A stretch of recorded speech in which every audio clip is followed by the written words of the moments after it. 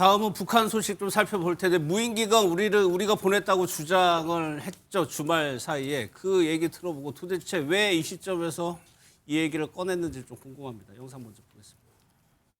절대로 용납할 수 없는 한국 호전광들의 광태는 반드시 대가를 치르게 될 것이다.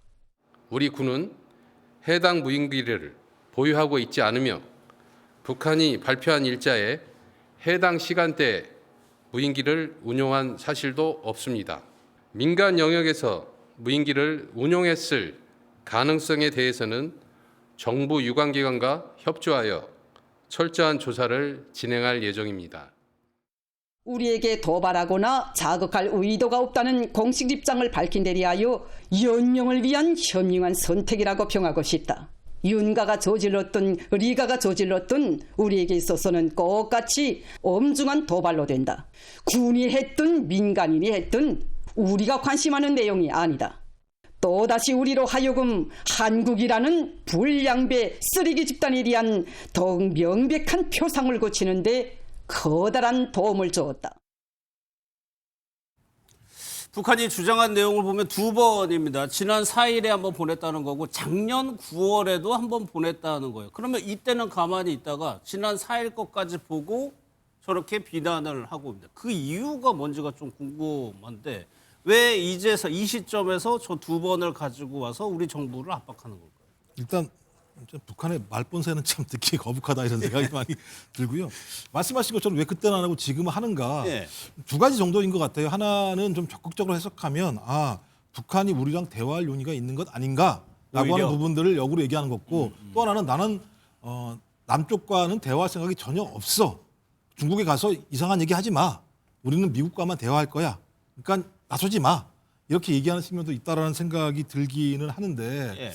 저는 이 상황에서 뭐 어느 한쪽에 방점을 두면서 야 이게 좋은 상황이니까 대화를 할 수 있도록 하자라고 적극적으로 저는 나서는 것도 문제라는 생각이 들어요. 오히려 지금 상황에서는 네. 일관되게 남북 간에는 제기되고 있는 모든 문제를 평화적인 방법으로 대화를 통해서 풀어나간다고 하는 원적 입장들을 계속 개진해야 될 것 같고 이재명 대통령이 미국 트럼프 대통령과 만나서 얘기했던 부분도 트럼프 대통령이 페이스메이킹을 하면 우리가 거기서 페이스를 만들어내서 페이스메이커 역할을 하겠다라고 얘기했던 것처럼 저는 지금 상황에서 북한 문제를 해결할 수 있는 가장 중요한 부분은 트럼프 대통령과 김정은 위원장 간의 대화를 할 수 있는 환경을 만드는 부분이기 때문에 네. 이런 상황들이 발생했을 때 리스크 관리하는 게 중요하다. 여기서 적극적으로 나서서 뭔가를 해결하는 것보다는 네. 그런 상황을 만드는 게 좋다라는 거 하나하고 또 하나는 우발적 충돌 문제가 분명히 있어요. 남북 간에는 9.11 합의 같은 경우도 깨졌기 때문에 특히 우리 같은 경우도 과거에 전단을 10여 정도 보낸 적이 있었고 2023년 10월 달부터요.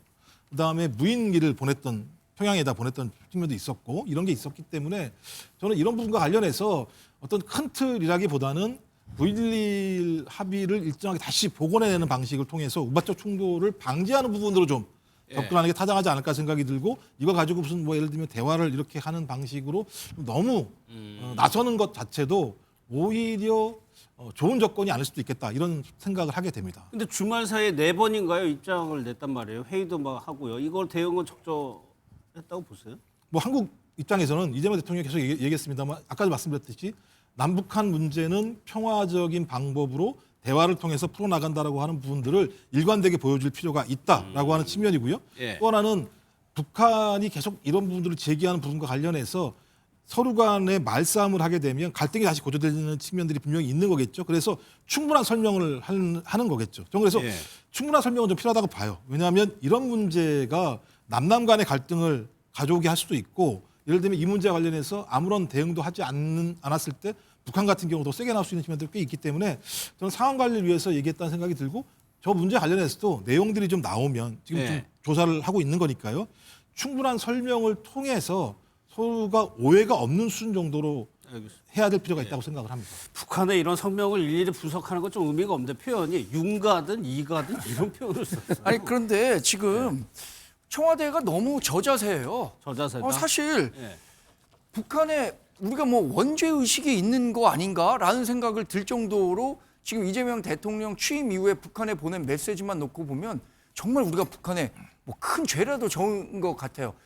지난번 공식 석상에서 그런 얘기도 했잖아요. 북한은 대한민국의 북침을 두려워해서 자위적 차원에서 하고 있다라고 하고 우리가 북한을 자극했다라고 하는데 북한이 우리를 자극하고 있는 겁니까? 대한민국이 북한을 자극하고 있는 건가요?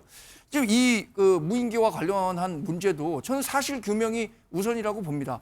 군 측에서는 뭐 해병대 사령부나 지작사 드론 사령부가 보내지 않았다고 하는데 이 부분에 대해서 계속해서 이런 저자세로 보이는 것은 적절치 못한 대북 외교 방침이라고 봅니다. 알겠습니다.